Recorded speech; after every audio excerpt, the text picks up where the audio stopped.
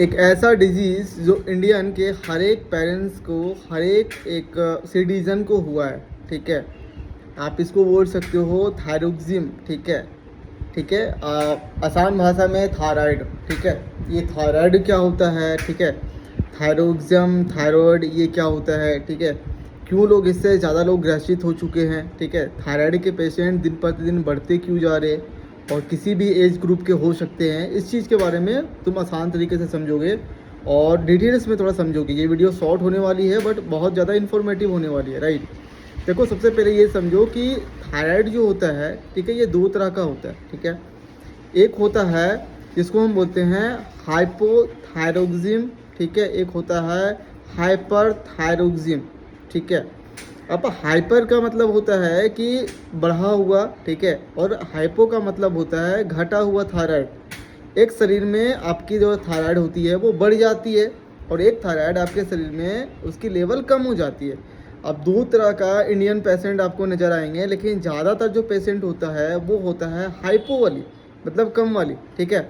अब ये होता क्यों है, इस चीज़ को आप ध्यान से समझ लो। ये देखो कि ये जो आप देखो कि ये होता क्यों है और क्या कारण होता है, ठीक है। सबसे पहले इसका साइन एंड सिम्टम्स हम समझते हैं, ठीक है। देखो, इसका होने का कारण क्या है कि आपका जो हाइपोथायरिज्म है, ठीक है, ये थायरोजन हार्मोन करके एक हार्मोन्स है। ये हमारी ब्लड के ऊपर ज़्यादा हो जाती है, या बोल सकते हो हमारे शरीर में ज़्यादा बढ़ जाती है, जिसके कारण हमारी बॉडी में हाइपोथायरिज्म हो जाता है, मतलब बढ़ा हुआ थायराइड हो जाता है, ठीक है। और यही हमारे शरीर में अगर घट जाती है तो ये हम इसको बोलते हैं लो थायरिज्म, ठीक है, हाइपोथायरिज्म, ठीक है।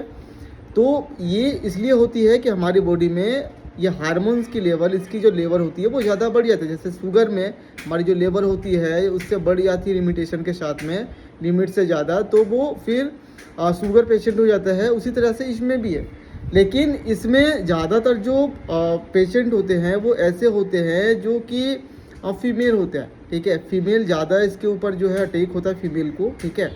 और उसका कारण एक ही है, फीमेल के अंदर इसका जो हार्मोन्स है वो ज़्यादा इनबैलेंस होने का कारण होता है, डर होता है, और जिसके कारण वो थायराइड जो है प्रॉब्लम करना स्टार्ट होता है।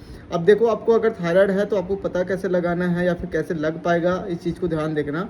अगर आपको लो थायरिज्म है, यानी कि लो वाली आपको अगर थायराइड है, ठीक है, जिसको हाइपोथायरिज्म बोलते हैं, तो आपकी बॉडी क्या होगी, सबसे पहले फूल जाएगी, मतलब सूजन आ जाएगी बॉडी के अंदर। ऐसा लगेगा कि आप बहुत ज़्यादा मोटा हो चुके हो। आपको भूख कम लगेगी, चिड़चिड़ापन ज़्यादा लगेगा, नींद भी नहीं आएगा आपको। और उसके साथ साथ में आपकी ये जो ग्लैंड है, ये वाली कंड जो ग्लैंड है ये बढ़ जाएगी, ठीक है। अब अगर आपको हाइपरथायरिज्म है, मतलब बढ़ा हुआ थायरिज्म है, तो क्या होगा, आपकी बॉडी में वज़न जो है वो कम होने स्टार्ट हो जाएगी, ठीक है।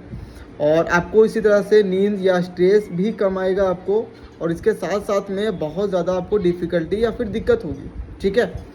तो कहने का मतलब है कि अगर इस चीज़ से आपको निजात पानी है या फिर आपको चीज़ों को अंडरस्टैंड करना है, तो आपको क्या करना पड़ेगा, आपके डाइट को जो है ना आपको सही रखना पड़ेगा, आपकी नींद को सही रखना पड़ेगा, और ख़ास करके ये जो प्रॉब्लम होती है वो होती है स्ट्रेस से, ठीक है, चिंता से। तो उस स्ट्रेस को भी दूर रखना है, ठीक है।